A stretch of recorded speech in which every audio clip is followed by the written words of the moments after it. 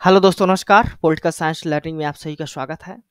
हम लोग MPPSC assistant professor political science का जो एग्जामिनेशन हुआ है 2024 के, उसके हम लोग आंसर्स का एक्सप्लेनेशंस देख रहे हैं। ये हमारे पॉलिटिकल साइंस के क्वेश्चन पेपर के एनालिसिस का पार्ट 3 वीडियो है, जिसमें हम लोग सेट बी के अनुसार 101 से लेके 150 तक के जो क्वेश्चंस है उसको आज हम लोग डिस्कस करेंगे। तो देखते हैं पहला question. Consider the following statement about Rousseau. Rousseau के बारे में कुछ स्टेटमेंट है, आपको बताने हैं कौन से करेक्ट हैं। Rousseau believe that the renounce liberty is renounce being a man. Rousseau का मानना था कि अगर हम रिनाउंस कर देते हैं अपनी लिबर्टी को, तो एज ए बीइंग मैन भी हम लोग रिनाउंस कर देते हैं। ये करेक्ट स्टेटमेंट है। नेक्स्ट स्टेटमेंट है, freedom for Rousseau was a moral self determination on the ability of individual to exercise his autonomy. तो ये भी स्टेटमेंट यहाँ पर करेक्ट है। तो यहाँ पर रूसो के जो बारे में दोनों स्टेटमेंट है वो करेक्ट है। तो सी नंबर जो आपका ऑप्शन है वो करेक्ट होगा। ठीक ना। नेक्स्ट क्वेश्चन है, in the year 1824 which of the following quarterly English publication was started by Jeremy Bentham. तो जेरमी बेंथम के द्वारा स्टार्ट किया गया था द वेस्टमिनिस्टर रिव्यू 1824 में। ठीक ना। तो कौन सा जर्नल स्टार्ट किया गया था जेरमी बेंथम के द्वारा? The Westminster review. देख सकते हैं इसको स्टार्ट किए, इसका फाउंडेशन किए थे 1823 में। जो फर्स्ट इशू हुआ था इसका, फर्स्ट जो तो पब्लिकेशन आया था 1824 में। नेक्स्ट क्वेश्चन है, which of the following books was not written by John Stuart Mill. तो जॉन स्टुअर्ट मिल के द्वारा इनमें से कौन सी बुक नहीं लिखी गई है? तो option number B, the origin of family, private property and state. ये बुक जो है तो जॉन स्टुअर्ट मिल के द्वारा नहीं लिखी गई है। बाकी सभी तीनों बुक जो है उसके द्वारा लिखी गई है जॉन स्टुअर्ट मिल के द्वारा। ये जो बुक लिखी गई है origin of family, private property and state, ये फ्रेडरिक एंगल्स के द्वारा लिखी गई है, ना कि जेएस मिल के द्वारा। नेक्स्ट क्वेश्चन है, in the context of judiciary what is the meaning of certiorari. Certiorari का मतलब क्या होता है? To be certified. ठीक है ना। सी नंबर जो आपका ऑप्शन है वो करेक्ट होगा। सर्टोरी का मतलब होता है टू बी इन्फॉर्म्ड और to be made certain regard to. ठीक है ना, सर्टोरी का मतलब।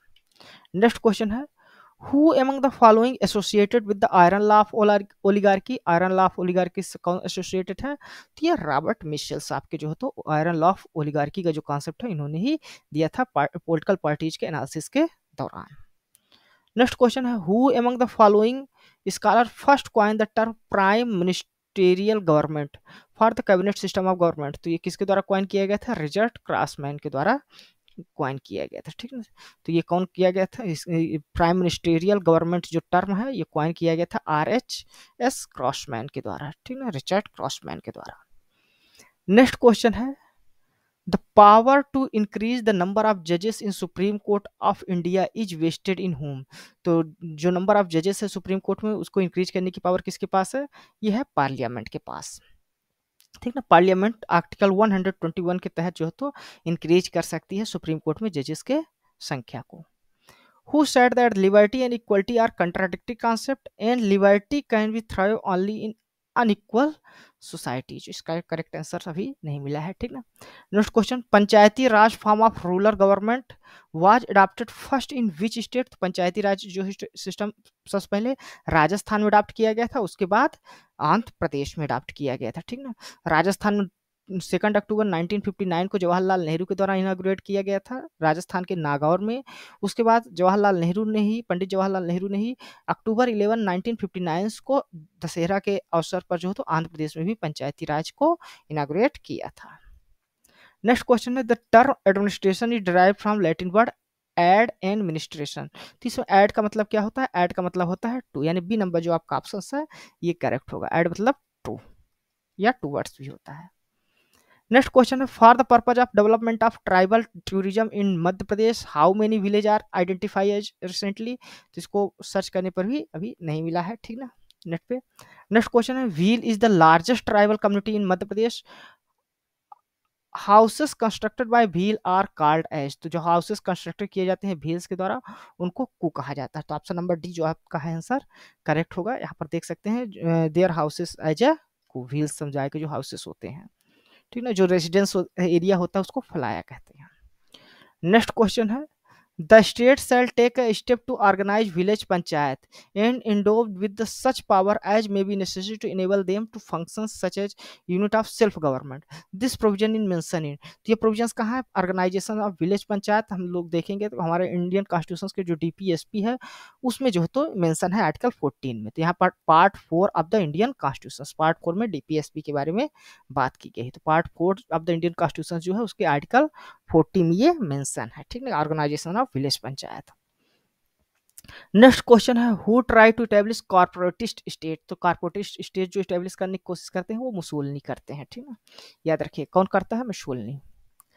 Sink of localism term was used by, तो सिंक ऑफ लोकलिज्म जो टर्म है यूज किया गया था डॉक्टर बी आर अम्बेडकर के द्वारा, ठीक ना। किसके द्वारा यूज किया गया था? डॉक्टर बी आर अम्बेडकर ने सबसे पहले इसको यूज किया था, term sink of localism. Next question, what is the correct about high court. High court के बारे में इसमें से क्या करेक्ट है? जजेस are appointed by the president, correct है, जो जजेस होते हैं प्रेसिडेंट को अपॉइंट किया जाते हैं। जजेस can be transfer in other high court with in India, other high court जो इंडिया के हैं वहां भी ट्रांसफर किया जा सकता है इनको। जजेस can be removed by the manner in which supreme court जजेस आर रिमूव, तो जैसे जब सुप्रीम कोर्ट के जजेस रिमूव किए जाते हैं उसी प्रकार के हाई कोर्ट के जजेस को भी रिमूव किया जाएगा, सेम है। जजेस are retire at the age of 62 years, तो जो हाई कोर्ट के जज होते हैं वो 62 ईयर्स में रिटायर होते हैं। यहाँ पर सभी जो आपके स्टेटमेंट है वो करेक्ट है, नहीं ऑप्शन नंबर ए जो है तो आपका करेक्ट स्टेटमेंट होगा। नेक्स्ट क्वेश्चन है according to state reorganisation commission 1956 which regions were merge in Madhya Pradesh. तो मध्य भारत प्रांत जो था वो भी मध्य प्रदेश में मर्ज हुआ, विंध्य प्रदेश भी, भोपाल स्टेट भी और रीवा स्टेट भी, ये सभी जो है तो मर्ज किए गए मध्य प्रदेश के अंतर्गत, ठीक ना। तो इसका करेक्ट आंसर क्या होगा? ऑप्शन नंबर डी जो होता है यहाँ पर आपका करेक्ट आंसर होगा, ठीक है। करेक्ट आंसर क्या है? Option number D. Next question है who among the following political philosopher believe that the entire process of human history was progress of absolute spirit toward the self realization that is toward determinant end point. तो इसको भी जो है तो आपका correct answer क्या होगा? Option number A होगा, ठीक है। जॉर्ज विल फ्रेडरिक हेगल्स के ये विचार हैं, ठीक है। नेक्स्ट क्वेश्चन है which one of the following is traditional approach to study of comparative politics. तो कंपैरेटिव पॉलिटिक्स से ट्रेडिशनल अप्रोच में आपका आता है historical approach, institutional approach, philosophical approach, ये सभी जो है तो ट्रेडिशनल में आते हैं, तो यहाँ पर ये करेक्ट होगा। बाकी क्वांटिटेटिव, साइकोलॉजिकल और सोशोलॉजी ये सभी जो है तो मॉडर्न अप्रोच में आते हैं आपके, ठीक है। करेक्ट आंसर क्या होगा? Institutional approach. नेक्स्ट क्वेश्चन है what is the name of the हिलाली प्लान। हिलाली प्लान का नाम क्या है? दूसरा नाम सम्राट अशोक सागर प्लान जो विदिशा में है, ठीक है ना। हिलाली प्लान भी कहाँ है? विदिशा में, उसी का नाम क्या है? सम्राट अशोक सागर, ठीक ना। नेक्स्ट क्वेश्चन करेक्ट आंसर क्या होगा? सम्राट अशोक सागर विदिशा। नेक्स्ट क्वेश्चन है which of the following forms of democracy provide more focus on the group participation and voice of minorities. तो कौन सा जो तो प्रोवाइड करता है फॉर्म ऑफ डेमोक्रेसी? पॉलियार्की जो फॉर्म ऑफ डेमोक्रेसी होती है वो मोर फोकस करती है ग्रुप पार्टिसिपेशन और voice of minorities.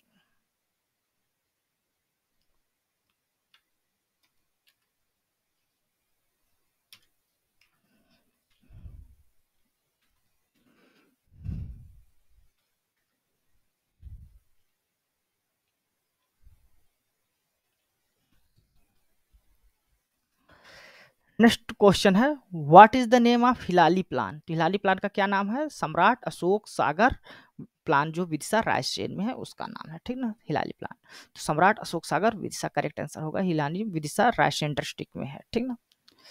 Next question है which of the following forms of democracy provide more focus on group participation and voice of minorities. तो ये कॉन्सोसिएशन जो डेमोक्रेसी होती है वो मोर फोकस करती है ग्रुप पार्टिसिपेशन और वॉइस ऑफ माइनॉरिटीज पर। जिसका करेक्ट आंसर क्या होगा? ऑप्शन नंबर ए होगा। नेक्स्ट क्वेश्चन है communication is the process of transmitting and accurately repeating the ideas that reinforce the feedback and motive actions to achieve the organisations goal. ये किसका statement है? तो ये statement है टेरी का, ठीक है, टेरी बी आंसर आपका करेक्ट होगा। नेक्स्ट क्वेश्चन है the ideal of welfare state in Indian constitution is enshrined in. तो वेलफेयर स्टेट कहाँ पर है? हमारे इंडियन कॉन्स्टिट्यूशन के डीपीएसपी में जो है तो ये आइडियाज जो है तो दिए हुए हैं। करेक्ट आंसर क्या होगा? ऑप्शन नंबर बी होगा। Who among the following scholars has made distinctions between manifest functions and latent functions? तो manifest functions और latent functions में कौन डिस्टिंक्शन करता है, डिफरेंट करता है? तो रॉबर्ट मार्टन जो है वो करते हैं, ठीक। तो करेक्ट आंसर क्या होगा? Option number A, Robert Merton. As of May 24 what is the approximate number of urban local bodies in Madhya Pradesh? तो urban local bodies Madhya Pradesh में 24 के अनुसार क्या है? तो इसका करेक्ट आंसर नहीं मिला है। हो सकता है ऑप्शन नंबर बी हो, क्योंकि हमने सर्च किया तो वो उसके अनुसार, उस डाटा के अनुसार 416 जो है तो अर्बन लोकल बॉडीज मिल रही थी। एग्जैक्ट जो है तो 442 नहीं मिला है। नेक्स्ट क्वेश्चन है, which of the following schedule of the constitution of India contain provision regarding the anti defection law? तो एंटी डिफेक्शन जो है हमारे इंडियन कॉन्स्टिट्यूशन के 10th शेड्यूल में दिया हुआ है। तो यहाँ करेक्ट आंसर क्या होगा? ऑप्शन नंबर डी जो है तो आपका करेक्ट होगा। 52nd अमेंडमेंट एक्ट 1985 में जो तो 10th शेड्यूल को ऐड किया गया था हमारे इंडियन कॉन्स्टिट्यूशन में। Who rejected the principles of unity of command? तो इसका करेक्ट आंसर होना चाहिए FW टेलर, लेकिन ये भी डाउटफुल है, ठीक ना। Who attribute the decline of political theory to moral relativism? तो डिक्लाइन ऑफ पॉलिटिकल थ्योरी का एक कारण मोरल रिलेटिविज्म कौन बताता है? तो ये डेविड स्टन्स बताते हैं, ठीक ना। डेविड स्टन्स जो तो बात करते हैं डिक्लाइन ऑफ पॉलिटिकल थ्योरी को, उसके लिए 4 फैक्टर्स वो बताते हैं। वो 4 फैक्टर्स क्या हैं? वो है historicism, moral relativism, confusion between science and theory और हाइपर फैक्चुअलिज्म। ये 4 कारण हैं जिसको जो है डिक्लाइन ऑफ पॉलिटिकल थ्योरी का मानते हैं। नेक्स्ट क्वेश्चन है, who among the following is associated with consociational democracy? तो कंसोसिएशनल डेमोक्रेसी है उससे कौन एसोसिएटेड? अरेंट लिप्जहार जो है वो जो है तो एसोसिएटेड है। तो यही कॉन्सेप्ट देते हैं कंसोसिएशनल डेमोक्रेसी जो। नेक्स्ट क्वेश्चन है, which of the following amendment of the constitution for the first time made it obligatory to the for the president to act and advice of the council of minister? तो council of ministers के advice के अनुसार कार्य करने के लिए president को बात किया गया था किस अमेंडमेंट के तहत? तो 42nd कॉन्स्टिट्यूशन अमेंडमेंट एक्ट 1976 में जो किया गया था उसके तहत। नेक्स्ट क्वेश्चन है, which of the following rate is not specifically provided in constitution of India? तो 5 प्रकार की रेट है, उसमें प्रोविजन आता है, मैंडेमस आता है, क्वो वारंटो आता है, इंटरडिक्शन नहीं आता, ठीक ना। तो इंटरडिक्शन हमारे इंडियन कॉन्स्टिट्यूशन में नहीं मेंशन है। नेक्स्ट क्वेश्चन है, what was the primary significance of non alignment movement for India during the cold war? तो इंडिया के लिए क्या था? तो इंडिया के जो नेशनल इंटरेस्ट है उसको और साथ ही साथ जो इंटरनेशनल डिसीजन है उसमें जो तो इंडिया पार्टिसिपेट कर सके उसके लिए था। तो ऑप्शन नंबर ए जो है तो यहाँ पर सबसे ज्यादा करेक्ट दिखाई दे रहा है। नेक्स्ट क्वेश्चन है, which of the following books is not authored bye हंस जे मार्गनथाउ? हंस जे मार्गनथाउ के द्वारा कौन सी बुक नहीं लिखी गई है? तो anarchy is what state make of it, ये बुक नहीं लिखी गई। बाकी तीनों book, scientific man versus power politics, in defence of national interest and the pursue of American politics, ये तीनों बुक हंस मार्गनथाउ के द्वारा लिखी गई है। Anarchy is what is make of it जो बुक लिखी गई है अलेक्जेंडर वेंट के द्वारा लिखी गई है। तो याद रखिएगा अलेक्जेंडर वेंट जो है तो इसका करेक्ट आंसर हो, मतलब anarchy is what make of it, ये बुक जो है तो हंस मर्गनथाउ के द्वारा नहीं लिखी गई है। नेक्स्ट क्वेश्चन है, which of the following group of countries are the member of ASEAN? तो यहाँ पर दो ऑप्शन है यहाँ पर करेक्ट है। ऑप्शन नंबर ए भी करेक्ट है, ऑप्शन नंबर सी भी करेक्ट है। जो कि दोनों ग्रुप में जो है कंट्रीज हैं ये दोनों जो है तो आसियान्स के मेंबर है, क्योंकि थाईलैंड, मलेशिया, ब्रुनोई, कंबोडिया और थाईलैंड, सिंगापुर, इंडोनेशिया, म्यांमार, ये सभी जो है तो आसियान्स के मेंबर हैं, ठीक ना। तो ये 10 कंट्रीज हैं जो आसियान्स के मेंबर है, उसको आप लोग देख सकते हैं। यहाँ पर करेक्ट आंसर क्या होगा? ए और सी दोनों होगा। नेक्स्ट क्वेश्चन है, how to get membership of UN?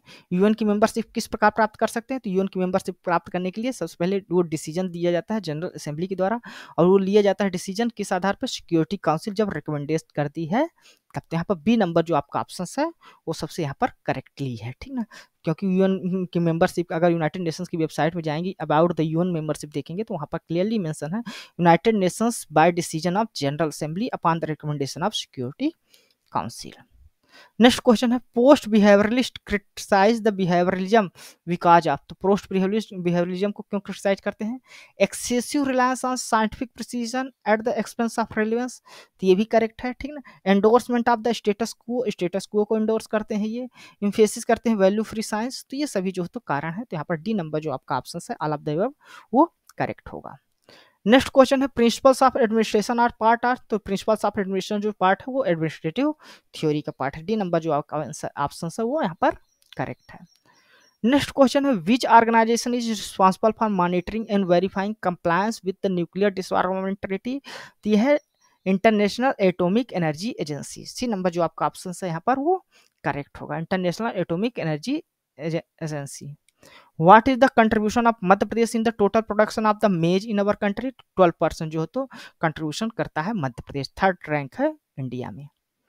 Who among the following pointed out the Plato did not grant the freedom of choice to individual which was inalienable human right? तो यहाँ पर जो है तो आपका करेक्ट आंसर जो है तो आजिया वर्लिन और क्विंटिन स्किनर, इन्हीं दोनों में डाउट है, लेकिन आजिया वर्लिन भी जो ऑप्शन है ये डायरेक्टली ये ज्यादा मैच कर रहा है, ठीक ना, इस क्वेश्चन। तो आजिया वर्लिन जो है तो आपका करेक्ट आंसर हो सकता है। नेक्स्ट क्वेश्चन है who wrote the book entitle equality? Equality नामक जो बुक है ये किसके द्वारा लिखी गई है? तो आर.एस. तोनवे के द्वारा लिखी गई है, ठीक ना, और इस तौन ने ये बुक इनके द्वारा लिखी गई है। विकिपीडिया में आप लोग देख सकते हैं, उनके नोटेबल वर्क देखेंगे तो द एक्विजिटिव सोसाइटी 1920 में लिखते हैं, religious and rise of capitalism 1926 में, और इक्वलिटी जो बुक लिखते हैं वो 1931 में लिखते हैं। नेक्स्ट क्वेश्चन है what does governor do while exercising his legislative power under article 213 of the Indian constitution? ठीक है, तो आर्टिकल 213 में इंडियन कॉन्स्टिट्यूशन में जो गवर्नर की पावर दी है वो इशू ऑफ ऑर्डिनेंस के बारे में है, ठीक ना।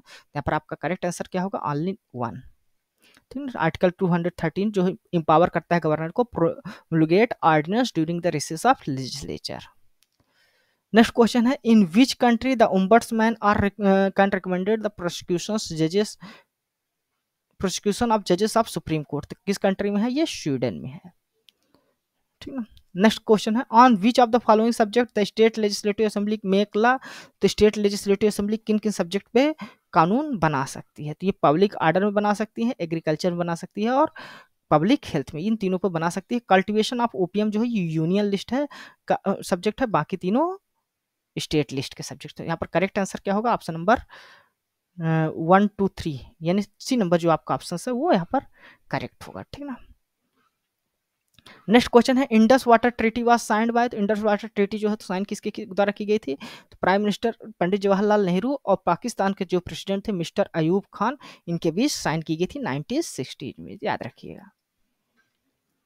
तो करेक्ट आंसर क्या है? ऑप्शन नंबर ए जो यहाँ पर करेक्ट है, सितंबर 1960 में ये ट्रीटी साइन की गई थी। नेक्स्ट क्वेश्चन है which characteristic is not typically associated with ideology in international politics? तो आइडियोलॉजी इन इंटरनेशनल पॉलिटिक्स से इनमें से कौन सा एसोसिएटेड नहीं है? तो providing a framework for political decision making, तो इंटरनेशनल पॉलिटिक्स में आइडियोलॉजी डिसीजन मेकिंग पॉलिटिक्स के लिए फ्रेमवर्क देता है, करेक्ट है ये। Reflecting a coherent set of belief, coherent set of belief को रिफ्लेक्ट करता है। Influence domestic and foreign policy, ये भी करेक्ट है। Being universally accepted by all nation, तो कोई भी आइडियोलॉजी को यूनिवर्सली जो है तो एक्सेप्ट नहीं किया जाता इंटरनेशनल रिलेशंस में। तो यहाँ पर सी नंबर जो आपका ऑप्शन है, क्योंकि नॉट टिपिकली एसोसिएटेड पूछा था, तो ये सी नंबर जो आपका ऑप्शन है ये करेक्ट होगा, ठीक है। यहाँ पर आपको मैच करना है, इलेक्शन कॉन्स्टिट्यूएंसी दी है लोकसभा की और इलेक्टेड रिप्रेजेंटेटिव कौन है उनके बारे में दिया है, तो कौन सा होगा? करेक्ट आंसर यहाँ पर आपका डी नंबर जो आपका ऑप्शन है वो करेक्ट होगा। खजुराहो से जो इलेक्टेड हुए हैं वो विष्णुदत्त शर्मा इलेक्टेड हुए हैं। खंडवा से जो इलेक्टेड हुए हैं वो गणेश्वर पाटिल इलेक्टेड हुए हैं। खरगोन से जो इलेक्टेड हुए हैं वो गजेंद्र सिंह पटेल इलेक्टेड हुए हैं। और रायगढ़ से आपके रोडमल नागर जो है, तो ये करेक्ट आंसर होगा, डी नंबर आपका ऑप्शन। नेक्स्ट क्वेश्चन है which one of the following is regarded at the supreme part of the organization of American state? तो अमेरिकन स्टेट का सुप्रीम पार्ट कौन है ऑर्गेनाइजेशन का? तो जनरल असेंबली होगा, सी नंबर जो आपका ऑप्शन है वो करेक्ट होगा, क्योंकि सारे इंपॉर्टेंट जो फैसले होते हैं वो जनरल असेंबली के द्वारा लिए जाते हैं। नेक्स्ट क्वेश्चन है equality is a central Tenet of law conception of liberty. The moral framework of law conception of liberty is based on which of the following? तो ये है जो लॉ बात करते हैं वो नेचुरल राइट्स की बात करते हैं, ठीक ना, उसी के आधार पर वो इक्वलिटी की लिबर्टी की बात करते हैं। Right to life liberty and property की बात जॉन लॉक करते हैं, ठीक ना। तो ये सभी नेचुरल राइट्स हैं, बी नंबर जो आपका ऑप्शन है यहाँ पर वो करेक्ट होगा।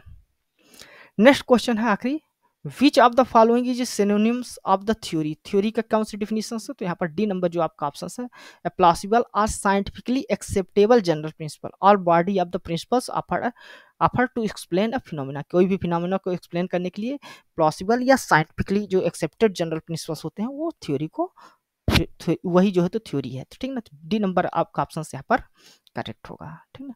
करेक्ट ऑप्शन क्या है? D number. तो धन्यवाद दोस्तों, ये था हमारा MP assistant professor political science के जो आंसर की है उसका, जो आंसर पॉसिबल हो सकते थे उसका एक्सप्लेनेशंस है। यह वीडियो आपको कैसी लगी है अपने कमेंट्स के माध्यम से ज़रूर बताइएगा। साथ ही साथ आप हमारी पार्ट 1 और पार्ट 2 जो वीडियो है जिसमें हमने 1 क्वेश्चन से लेके 50 और पार्ट सेकंड में जो है तो 51 से लेके 100 तक क्वेश्चंस को डिस्कस किया है, उसको भी आप लोग देखकर अपनी आंसर की को मैच करा सकते हैं। कोई भी डाउट हो तो आप लोग हमें कमेंट्स करके पूछ भी सकते हैं। धन्यवाद, थैंक यू।